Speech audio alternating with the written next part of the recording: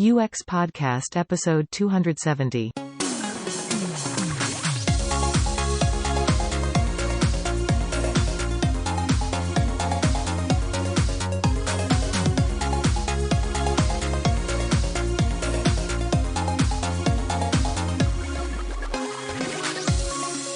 I'm James.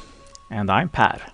And this is UX Podcast, balancing business, technology, people and society every other Friday for over a decade, and with listeners in 200 countries and territories, from Syria to St. Kitts and Nevis. Eva PenzeyMoog is a user experience and safety designer and founder of the Inclusive Safety Project. And before joining the tech field, she worked in the nonprofit space and volunteered as a domestic violence educator and rape crisis counselor. Earlier this month, August 2021, Eva, she released her book Design for Safety through A Book Apart. And we're pleased to have her on the show to teach us more about this problem space and how inclusive safety can be incorporated into our design work. So I'm thinking we should just start out with what made you write the book? Well, I wanted to reach more people than I could with my conference talk, Designing Against Domestic Violence, which, I enjoy doing and was doing it in lots of conferences. But I was thinking, if I actually want people to know about this stuff, I need to find a way to get it to more people quickly. So a book was kind of the best way that I could think of to do that. And I think at this point it's also good to pin down the topic of the book, because when you see the word abuse, that can mean a lot of things. Yeah. So when I talk about safety and the title is Designed for Safety, I'm really talking about interpersonal safety, especially in the context of domestic violence. But there's also some other contexts like child abuse, elder abuse, even things like roommates or employees. Sort of any situation where there's an interpersonal relationship and one person can kind of enact power over the other is a place where there's a possibility for abuse and safety issues. And that's specifically the part of it that I'm tackling in the book. Do you remember one of the first examples of tech abuse that you came across? Yeah, so the very first time that I sort of started putting this together in my head was actually my first client at the consultancy where I work, Eighth Light. It was a client that was essentially working on an app to manage the relationship and different tasks between people who live in big apartment buildings and the sort of people who operate the building. And one of the things was managing your guest list, your list of approved guests with the person who works at the front desk, so that, your friend comes, they're on the list, they can just, take the elevator up to your unit and you don't have to go down to get them. Oh, right, because it's a building with a reception service or a porter service where exactly. You get met and then let it into the building. Right, okay. Yeah. But I was thinking about a story that I remembered from a training I did when I was a rape crisis counselor, which is also sort of what led to me doing domestic violence education, thinking about how, so abusers are they're the most creative, dastardly people. I'm not saying that in a positive way, but it is a thing. They're very creative and very good at sort of finding ways in and finding new forms of abuse. And I remembered a story about an abuser who had disguised himself as a food delivery person. So he had the bag, full of food, and was this person ordered this food, but she didn't give me her unit number. She was very explicit. She wants me to go right to her unit. And then the front door person let him told him the unit number and let him go up. And this was one of those situations where it wasn't the tech that was really performing the abuse, but it was enabling it in some ways. And I was thinking why isn't this situation accounted for in the software that the front door person is using? They have the list of accepted guests, but what about a list of people who actually should not be let up and who should, if you see them, actually alert the tenant and possibly the police if that's what they want. So I was thinking it just felt in that moment, I was man, we're really falling short. We could be doing so much more, and the technology side of it could be really powerful, because maybe the front door person doesn't need to like understand all this stuff. Not everyone needs to be a domestic violence expert, but if there was something in that software that like alerted them to the fact that this is a thing that happens, so that they could be aware of it and then help keep that person safe in that moment, like wouldn't that be amazing? And that's kind of when sort of the light bulb went off of there's like so much that could be done better in tech when it comes to interpersonal harm. And that's kind of the key, isn't it? Because I think what a lot of people think is that, well, anything can be misused and abused. But when it comes to the things that you're talking about, there's actually a lot of potential for doing better and designing safety into the very technologies that we use. Yeah, exactly. It's something that I think people just don't know about. And that's always the feedback that I got when I was doing my conference talk, is people would be like, I just had no idea. Like it's not necessarily that people know about this and are choosing to ignore it. At least at this stage, it's more that people just literally don't understand that this is a thing. And once they understand it, they're more motivated to try to work against it. So yeah, there's a lot that we can be doing if we just take the time to consider the abuse cases. Now, that makes me want to ask more about the harmful assumptions we make. I mean, you mentioned that in the book that we make harmful assumptions, but what are those kind of harmful assumptions that we, I suppose, fall into making? Yeah, so I think the main one is just the assumption that our users are sort of good people who aren't trying to use our product for any type of harm, that they're not someone who is like abusing their wife or, stalking their boyfriend or, invasively surveilling their elderly mother, all these different things. We just kind of assume that our users are good people and that we just have to enable the actual task of, whatever it is, setting up the device or using the software, and that's sort of the biggest problem that we have to overcome. And we just don't think too much about their lives and their interpersonal relationships because we haven't ever been taught to. So I think the big assumption is that people aren't trying to find ways to use our products for harm, which is an assumption, and it's definitely not true. I guess it's a safety mechanism for us as designers as well to not delve into that area, because it probably doesn't feel great at first if you kind of jumping into the harmful assumptions.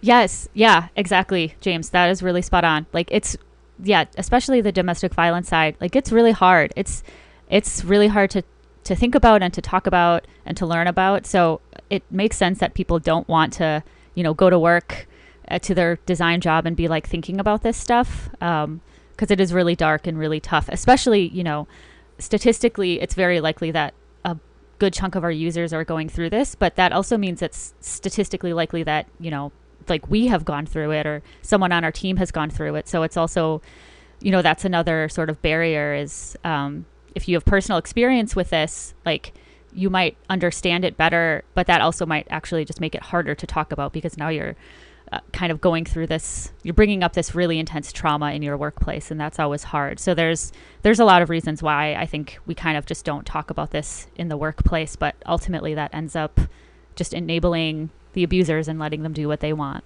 Yeah, I mean that's actually some multi-layered aspect of that that I think, isn't there a statistic, wasn't it 30% or something, I think you mentioned about people who suffered from some kind of domestic violence, which if you're in a team of 10, you're exactly right, there should be, or depending on the makeup of that team, then you're going to be talking about a couple of people in your team who have suffered from that. And yeah, that's great because you've got experience and awareness in the team, but opening that up and or revealing that or discussing that in your team isn't going to be something that a lot of people are going to jump at the chance to do. Yeah, exactly. Right. And it's something that, like, I don't know if either of you got to the part in the book about sort of the reliance on diversity to sort of fix these problems, which obviously diversity in tech is a huge problem and it is a huge part of the solution. But I feel like there are some limitations, and the one that I sort of worry about is the assumption that, like, a Black person on the team is going to be expected or pressured to sort of get into their history of trauma that they've experienced because of their identities. And same things with a domestic violence survivor or rape survivor, whatever the sort of trauma is. Like, we can't just expect that those people are gonna get into some of the worst moments of their lives just, at the 11 o'clock design brainstorm meeting. And we do need, obviously, diverse people for many reasons, but I think sometimes people sort of don't get deeper into what that really means. And if the expectation is that those people are just there to like sort of share their trauma in order to help you with your product, then that's, it's not great. No. Oh, these are such good points. So really, and you make good points about how we include people with regards to, do they get reimbursed? How do we have empathy for people? All these things that are part of the research stages of understanding what is the problem space that we're really dealing with. Can you give us some advice on how do we get started doing the right thing, even in the research phase? Yeah, so research phase, again, it's sort of, I think, dealing with that assumption that people aren't going to try to weaponize our product for something nefarious. So looking for articles or scholarly content, like I use Google Scholar a lot for that, to see if there's just existing, content out there about ways that similar products or similar features have been misused. So some of them are really easy, like if your product is going to have anything with like location data, there's obviously a lot of stuff out there about how that gets weaponized for stalking. Sometimes it's a little tougher to find things that are existing, and a lot of times things are really emergent and it's not something that's been reported on yet, which is why there's a different phase for sort of brainstorming those novel abuse cases for things that you haven't found just in your existing research. Yeah. Mm. It was interesting what you said about people being creative, the abusers being creative, and it's like alarming to think of the extent they go to with dressing up, like you gave the example of. I just have to share with reading that story of, I think it's early on in the book, where someone is stalked. I think it's the story of Eric and Rob, and even the person being stalked is extremely tech savvy and can't figure it out. He keeps turning off all these GPS-enabled things, but actually, in the end, it turns out to be, I think it's the car or something like that. Mm-hmm. And when I read that, I was like, that could happen to me. And I'm tech savvy. And I always think that, and just reading that, I realized, well, what? And I just started looking at my phone. What else could it be? I mean, yeah. And it really creeped me out. I read that and thought a similar thing, because we've discussed, I mean, you have talked about how many years later, because we test so many things and try so many things, you kind of go, oh God, why is that doing that? And you dig down and you realise that you tested a service like 6 years ago and set up something and you've forgotten about it, and then suddenly it got triggered and it was doing something. And it's like, oh yeah. Very... Yeah. It's... I mean, well, I don't want to say it's like good that you feel that way, because it is scary, but I think it's good for even people who work in tech and are very tech literate to realize, like, oh, actually, this is all so, like, there's so many different ways that this can happen, and it can be so sneaky, and it can be so, like, the car thing is so new, which is, I think, why it's especially scary, and people... Like, a lot of people just don't realize that can happen. But there are documented cases of it happening. As well as, aside from just stalking, there's like one case in, I think, Australia of a woman whose ex-husband was doing things like unlocking the car doors remotely when the kids were in the car, and then sort of using that as like a reason that she was an unfit mother in their custody battle. So there's all these other things with cars that are really creepy, but I think I'm glad you bring it up, because one of the big sort of arguments against like my entire premise, which is that technologists need to be thinking about this and thinking about how to prevent and mitigate the harm, people will say like, well, it's the user's responsibility to understand the products they're using. Of course, these can be used against you. You need to know that, and then it's sort of your job to learn how to like identify that it's happening and regain control and whatever it is.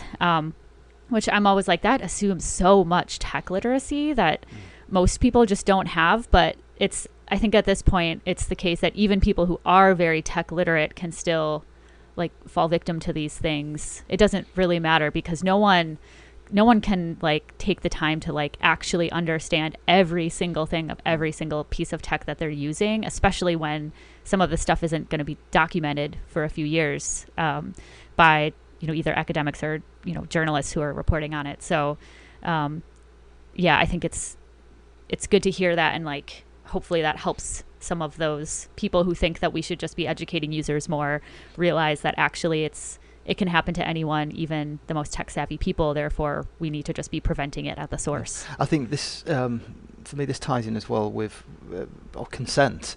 And we talk about asking for informed consent and regularly asking consent for these kind of things. But at the same time, for me, I think one of the problems with consent is just related to what we're talking about now, the complexity of what you're agreeing to. And understanding everything, and to expect all your users to be able to understand everything about every bit of consent you give is we can't make that presumption at all, ever, really. Right. Yeah. No, that's a good point. And I think that's where it comes into play, where it's really important to identify, like, okay, so what are the parts of the product that we really need to prioritize the user understanding, such as like, this car interface, people can essentially have access to the location of the car at any time. Like that's a huge one. Like stalking can be so dangerous. It can lead to all sorts of terrible things, murder being the big one, which, happens all the time. It's, different here in the US, it's 3 women every day are murdered by a current or former intimate partner. And that statistic is not true in other places in the world. It has a lot to do, I think, with our very easy access to guns here. But yeah, keeping people, they're letting people keep their location secret is so important. So that's where I think it's like just taking the time to think like, yeah, we can't actually get our user to understand every piece of every feature and every little thing, but we can prioritize and we can think about like what's going to be the most dangerous, and then do something to say like, hey, did you know that, this like user is whatever the username is viewing your location, and they can be like, yeah, of course, whatever, and dismiss that little notification. Or they can be like, oh yeah, no, I didn't know that, and now I can make more informed decisions about my safety, and that can be literally life-saving. Yeah, exactly. That made me think of Google Nest announcing that you will soon be able to use the Google Assistant on the Nest device, before they had even told anyone that it had a microphone. It wasn't even a documentation. It was like, oh, this thing has a microphone? Oh, okay. So even if you read the manual, it wasn't there. And of course they weren't using it, they say, but anyone can hack a microphone on a tech device. Yeah, it's really creepy. Oh, that's really interesting that you got kind of hardware tech in something, but because it's not in use, it's not a feature. So you don't need to talk about it. So you don't need to give consent to use it because it's not being. Oh God, that's such a. Yeah. See, this is where it gets so. Obviously, I really believe that individuals and teams like doing this work is a really powerful thing and can make a huge difference. But this is an example where it's like, man, our laws are so far behind. Like that shouldn't be legal. That just shouldn't even be a thing that can happen. And our politicians need to catch up. But then we also got the whole thing like there's been all this talk over the years about how Apple, for example, are crippling devices. They reduce the CPU level. They make them slower, and they say it's because of that your battery's getting old or whatever. They're protecting they're making sure your device keeps running. So you've got organization of companies that are providing hardware are messing with your hardware. Google with their Nest, and it doesn't have a microphone. Now it does have a microphone. So all these situations where we've got people playing with devices which you have maybe learned to understand what they are. You've got a physical object, you've got an understanding of that object. Suddenly it changes. So that then makes your understanding of what it's capable of and what you're at risk of instantly changes as well. Right. It feels like an impossible task to ask people to just be able to keep up with all that, including like somehow foreseeing that there's hardware that was literally never mentioned and that you couldn't see. Like how on earth could someone intuit that was there? Like that's impossible. And speaking of regulation, I mean, how will the legislators, how will they become aware enough to understand what they have to do to legislate and create policies and laws around these companies? Yeah, good question. Big question. I think. I mean, yeah, gosh, I don't know much about like Swedish politics. I know here in the U.S., there's a big problem with some of the elderly people in Congress literally not understanding. They asked Mark Zuckerberg, like, well, how do you make money if this product is free? And he was like, well, we sell ads. Like, people don't even have that sort of level of understanding. I am hopeful with people like Alexandria Ocasio-Cortez in the mix now, who are younger, who are tech savvy, who understand these things. And they did actually just introduce a really good law about algorithmic bias, and it's sort of working its way through some committees right now.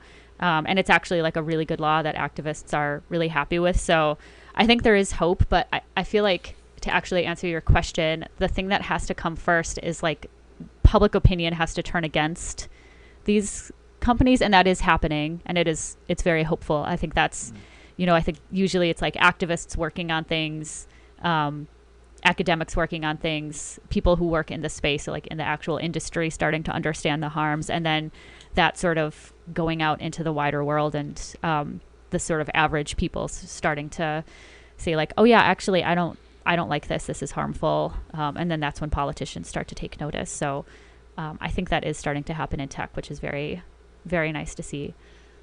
Yeah. Is how we deal with and assist the victims or survivors, I think you call it in the book, of this kind of abuse. Are they part of how we can increase awareness and come with help change the world and change the policies around it? Can we? I don't want to say leverage survivors. It sounds absolutely awful, but no. Does that come into play? Yeah, definitely. And I think, Per kind of mentioned this earlier, but the idea of like paying people for their lived experiences, because they are the experts in the topic. They've literally lived through it and had the experience, and that is very valuable information that the average person who hasn't gone through that just doesn't have. So centering survivors as well as working with the sort of experts, people who work in shelters, like lawyers who work with survivors on different things, like those sorts of people in the support space. Those two groups are so essential to work with as we craft this, just as like the survivors of any sort of abuse or harm should be at the center of the work to actually fix it. It's like, if we're not fixing it for them, like, who are we fixing it for? So they always need to be at the center, for sure. And you have a whole chapter on interviewing vulnerable users, and I think that there's some really, really good tips there. One of my favorite being to actually see the value in having therapy and getting that ahead of time. Yeah, I could not pass up the chance to hype therapy for those who have access to it. I think it's really important. I mean, just in general as a human being on this planet, but especially if you're going to be taking on some of these tougher issues, it is really tough to like sit down and like read about domestic violence or these different things for a few hours. You come across so many horrible things, and having a therapist who can help you sort of work through that is definitely key, especially as I think about, this idea that changing tech for the better is a marathon, not a sprint, and it's years, if not decades, and we need to be able to sort of persevere through that. I think prioritizing your mental health and figuring out how to make it a long-term thing is really important, especially because like the Mark Zuckerbergs of the world are counting on us to give up after a little bit and to not put a sustained effort in. That's such a good point. And towards the end of the book, you use the seatbelt as an example of how you have to actually let it take time. Yeah. I'm very obsessed with the history of the seatbelt. It's such a good way to look at a paradigm shift and how it happens, and the sort of different phases it has to go through.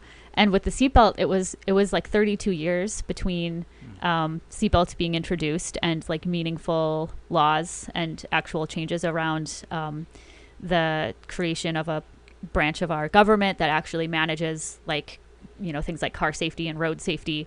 And then they, passed a law that said like, hey, car manufacturers, you have to just have seatbelts as a standard. They can't be an add-on feature that you charge like a few $1,000 extra for.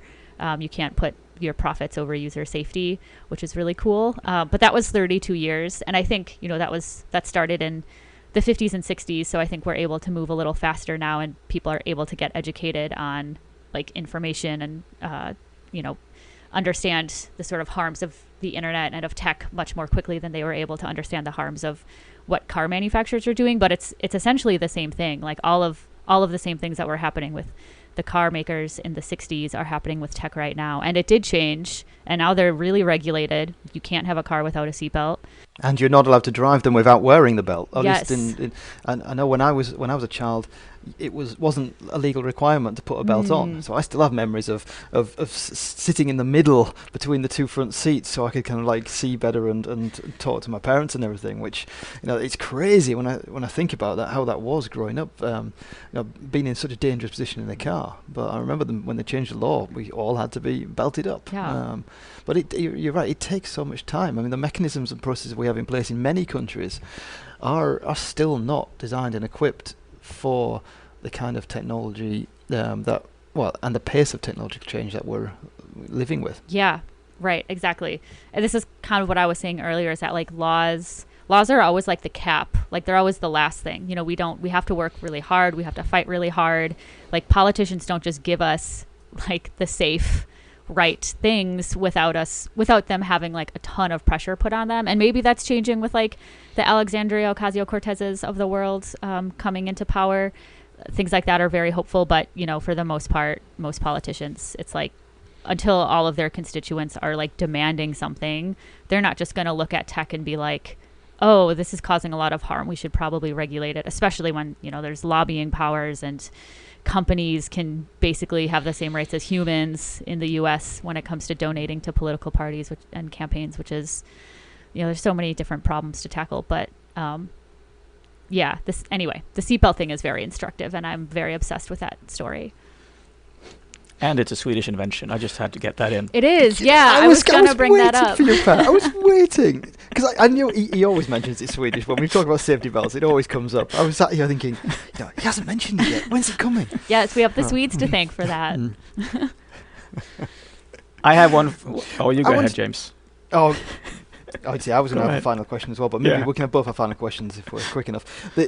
So I am in a team, and we've not really considered safety in our product earlier. How do I get started, Eva? What's my first step in the team to get us going? Can I ask?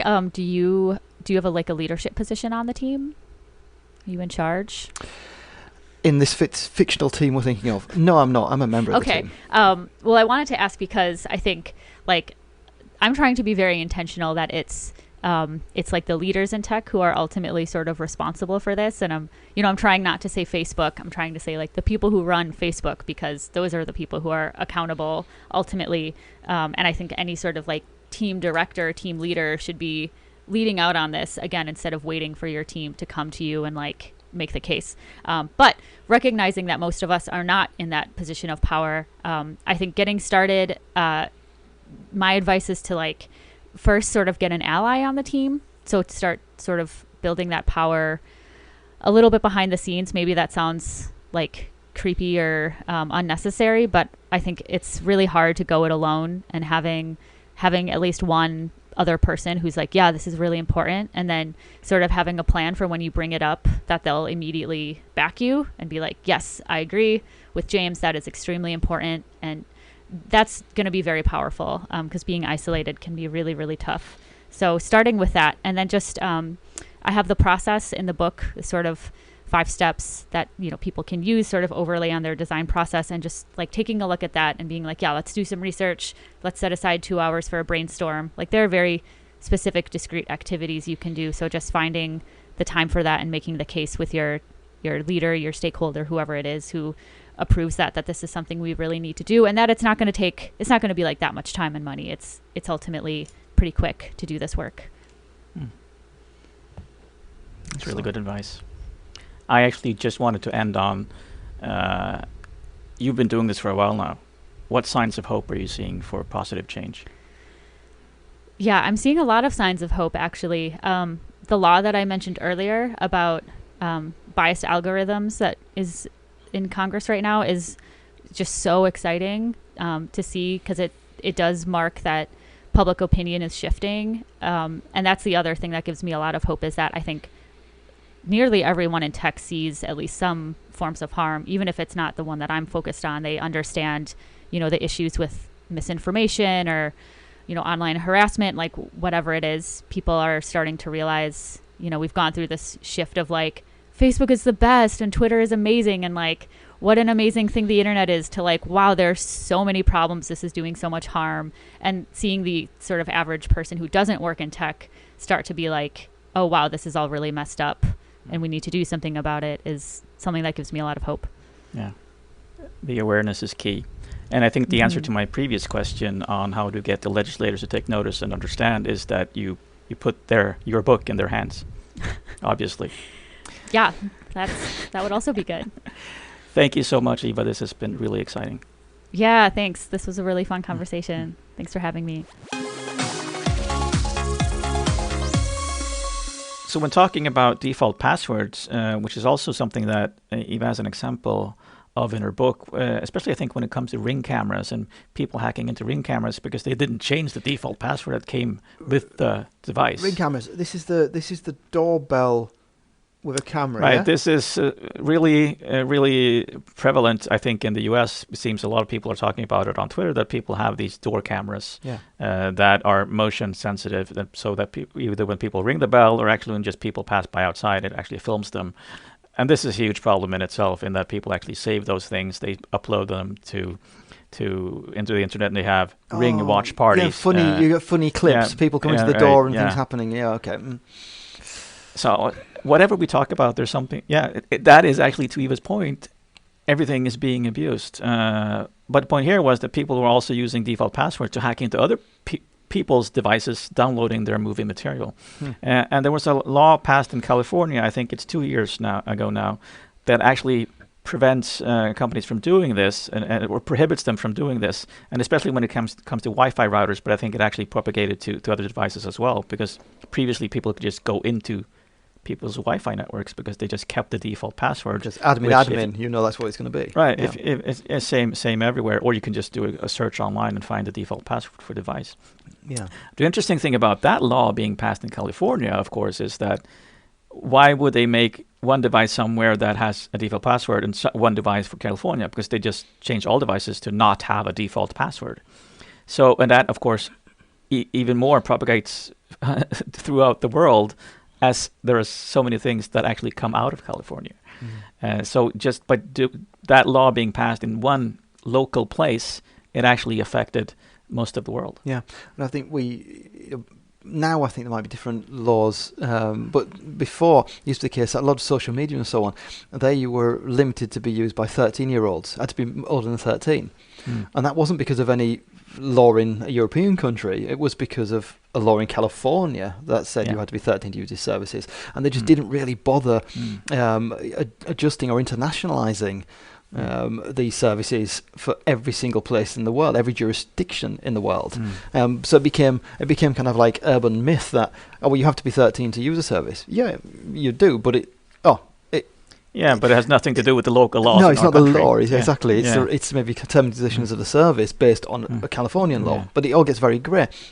And I think that's a really interesting and complex issue. Not that the rest of it isn't complex, but this whole thing about internationalization. That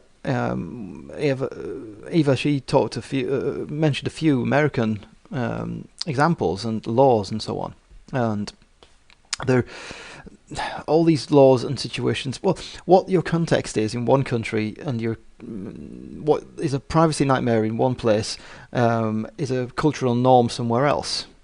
I think in Eva's book, she has, I think, name and address being an example. Like, revealing name and address can be a real privacy issue for Americans because it allows you to do certain things. Same in many countries. Whereas here in Sweden, name and address isn't really a big issue. Right. Because I mean, you can find it out pretty easily. It's not it's not that hidden. I mean, it's still personal information, but the culture around your name and address isn't quite the same as it is in other places. Exactly. Another example would be dating apps, because dating apps, they start in the US often, and then they start being used in lots of countries around the world.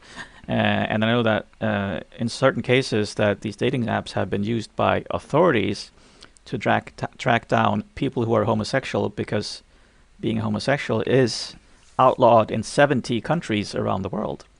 And sometimes it leads to jail, and sometimes it just leads to harassment, and sometimes to murder. Yeah, exactly. And cultural, even cultural norms in the family or household can vary, depending on about. I mean, maybe again, example here is that your children would walk to school here by themselves, maybe, or take themselves to school. Whereas in say, the UK nowadays, that wouldn't happen. You'd be taken by your parents back. I mean, so some technology might be there and might be accepted to help you.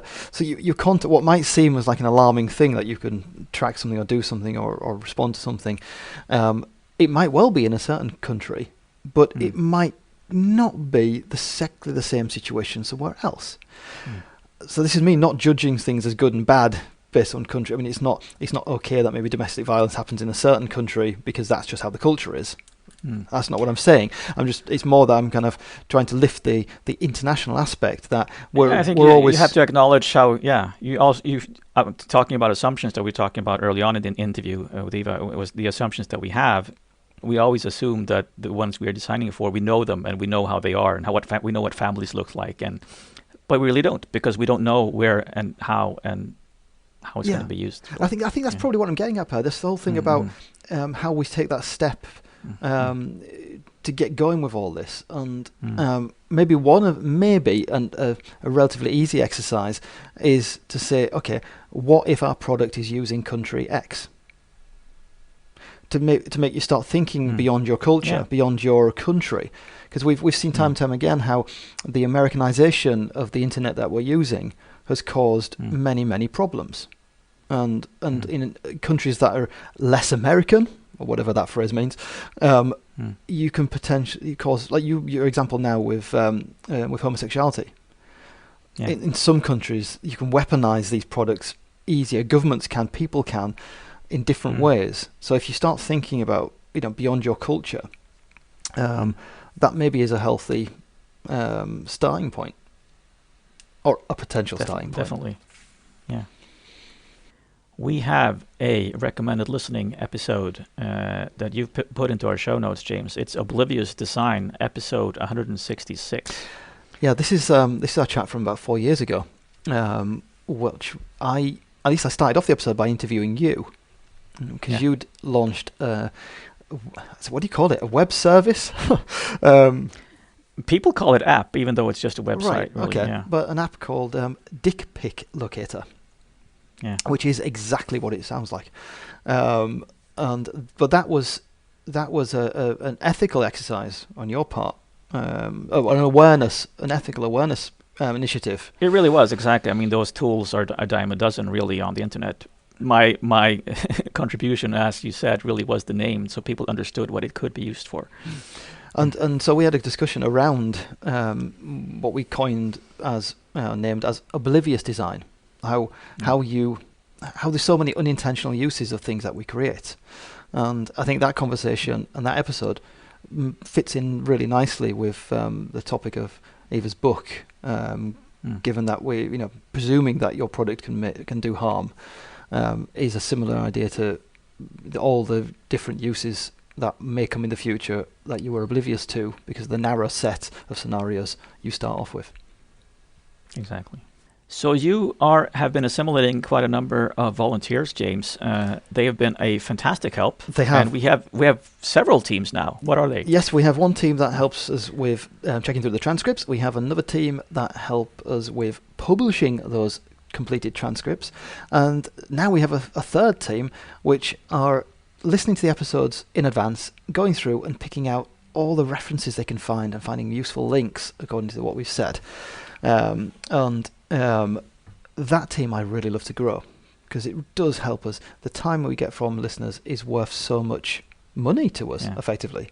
It helps reduce the cost of doing this podcast and makes it keep on ticking. So, and I think a lot of people don't take the time to visit the show notes, but I know that if you do, and you find something especially interesting, there are lots of links to read further there, and sometimes videos to watch, and sometimes some of my mind maps to look at. And I mean, there's so much content beyond what we're talking about on the show. There's something more to dive in on if you take the time to visit the show notes as well.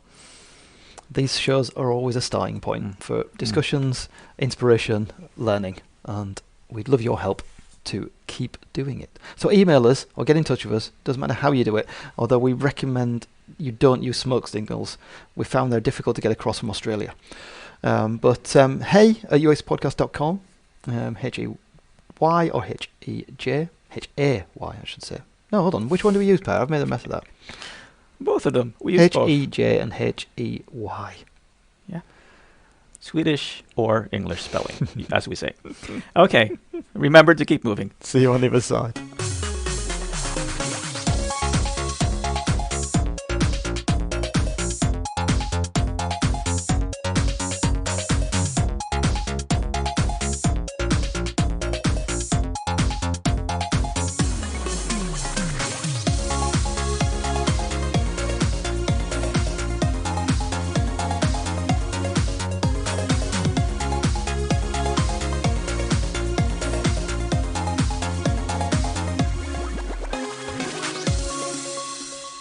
James?